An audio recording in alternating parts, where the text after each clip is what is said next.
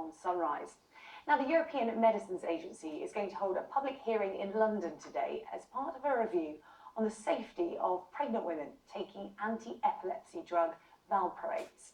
Experts say the drug carries a 10% chance of causing physical abnormalities in children, which will be very worrying for pregnant women to hear. Let's talk to Janet Williams now. She's the co-founder of InFact, which offers support for people who may have been affected by this.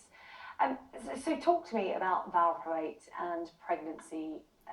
Women who suffer from epilepsy who are pregnant taking this drug. What are the known effects? The known effects are dysmorphic facial features, major malformations such as spina bifida, cleft and palate, and then neurodevelopmental disorders such as autism. And the issue here is that women have been taking this drug because they have epilepsy without knowing the side effects. Well, the drug's given for other conditions as well, such as bipolar, migraine and pain relief. And you know, we know since the drug came on the market in '73 that doctors have been instructed not to tell the patients.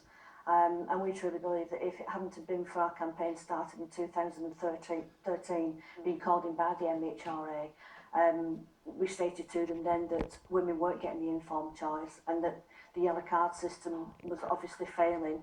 And from that point, it got passed on to the EMA. So since you started this campaign, women are coming forward saying they've had problems. How many women do you think have been affected, and what kind of stories are they telling you? Well, we know that there's about 20,000 women in total that's been children that have been affected since 1973. At the moment, there's 28,000 women that are actually prescribed the drug during the childbearing years. And some of the stories that we get are horrific. I mean, we've got children who have been affected by severe autism, and some with epilepsy themselves.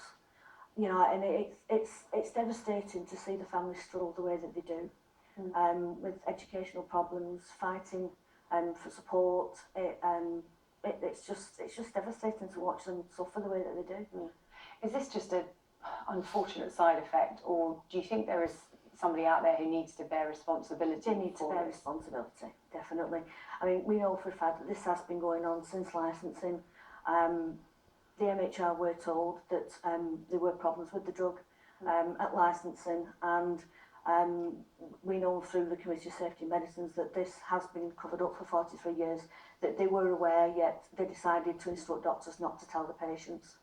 So the European Medicines Agency is having this meeting today. What do you hope will come out of it? Obviously, you're inviting people to share their experiences of taking this drug while pregnant. What do you hope the end result will be for these women? Well, we're hoping now that they can put pressure onto the MHRA to make sure that the warnings become a mandatory action.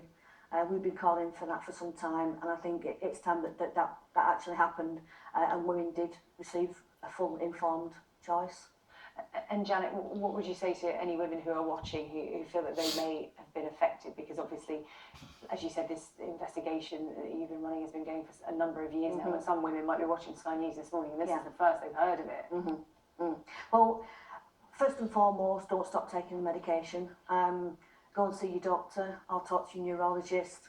Find out whether there's any other drug that might be suitable for you. If you've not had a seizure for a while, find out whether there's a possibility of dropping the dose or maybe coming off the drug completely. But do not stop taking your medication until you've spoken to the doctor. Okay, Janet, thank you very much. Janet Williams from the European Medicines Agency. Thanks very much. North Korea's